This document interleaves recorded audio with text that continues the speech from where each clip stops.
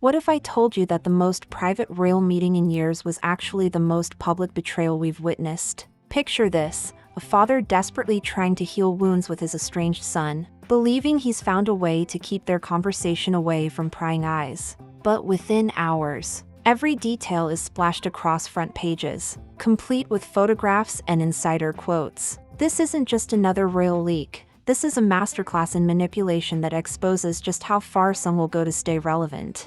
The story everyone's talking about started with what should have been an impossible breach of privacy. When King Charles decided to meet with Harry for what he hoped would be genuine peace talks, he chose one of London's most exclusive private members' clubs. These places are legendary for their discretion. Politicians, celebrities, and royalty have conducted sensitive business there for decades without a single unauthorized photograph surfacing. The security is impeccable, the staff sworn to secrecy, and paparazzi simply cannot access the premises.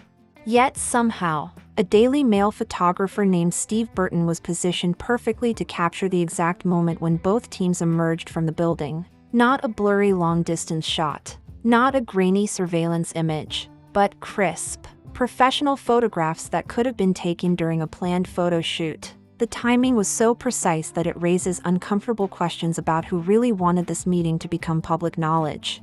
Here's where the story gets even more intriguing. The journalist who broke this exclusive story was Charlotte Griffiths, a reporter who has spent months crafting a very specific narrative about Harry's supposed desire to return to royal life. Her articles consistently paint him as the misunderstood prince who simply wants to come home and heal family wounds. For her to suddenly gain access to details about a supposedly secret royal summit isn't just convenient, it's strategically perfect for the storyline she's been building.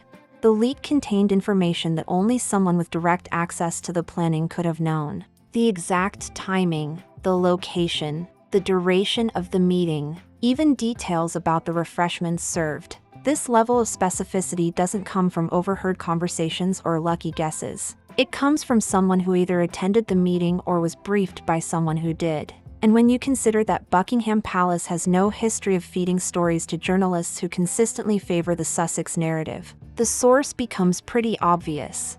But here's what makes this situation truly fascinating from a media strategy perspective. Within days of the initial leak, counterstories began appearing in the Telegraph, the publication that has become the unofficial voice of the Sussex camp. These follow-up pieces expressed frustration and disappointment, painting Harry and Meghan as the victims of yet another royal institution betrayal. It's a familiar pattern: create the controversy, then position yourselves as the wronged parties seeking only peace and understanding. The timing of this leak reveals another layer of strategic thinking. It landed precisely when Princess Catherine was making a rare public appearance at Wimbledon with her children. The images from that day showed everything people love about the working royals: warmth, tradition, family unity, and effortless grace. Catherine looked radiant. The children were charming, and the whole scene represented the monarchy at its most appealing. But instead of celebrating this positive moment, the media was forced to focus on family drama and betrayal. That's not coincidence. That's calculated media manipulation.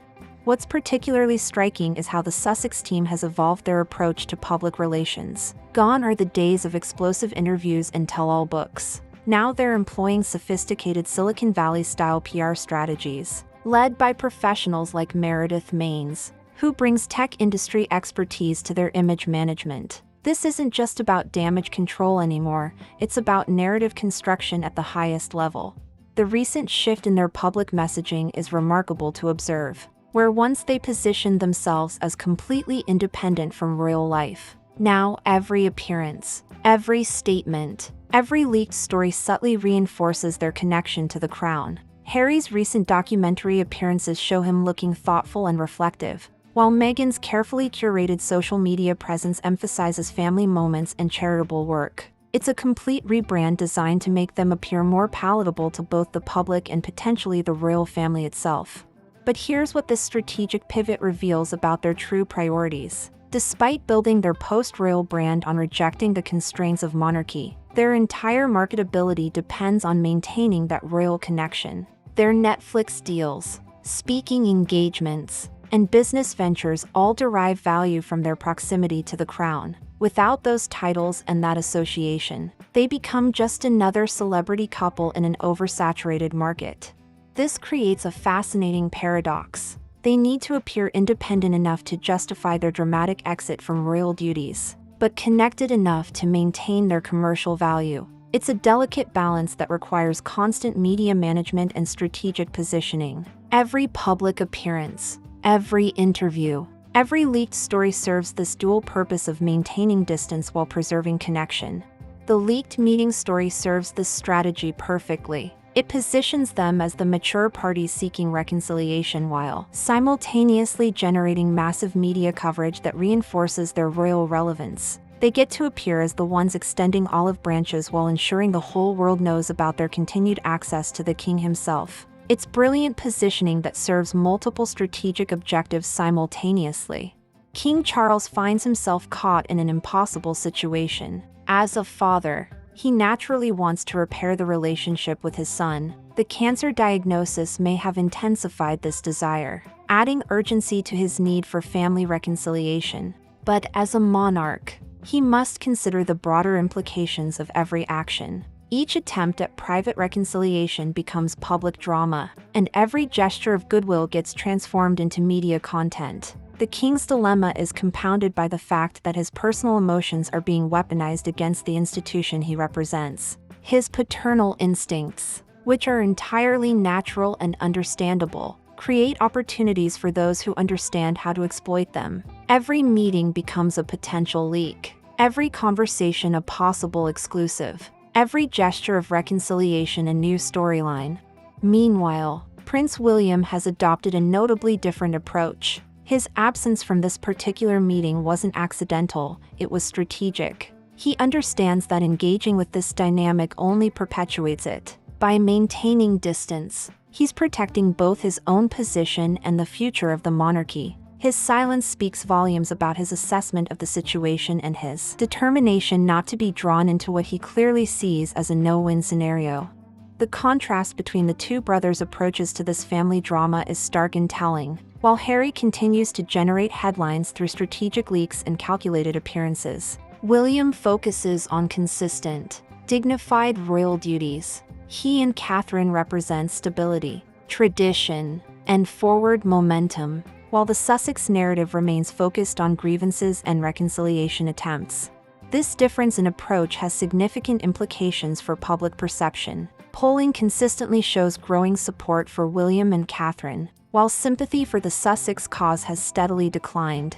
The public appears to value consistency and duty over drama and revelation. They want their royals to be dignified, reliable, and focused on service rather than personal grievances.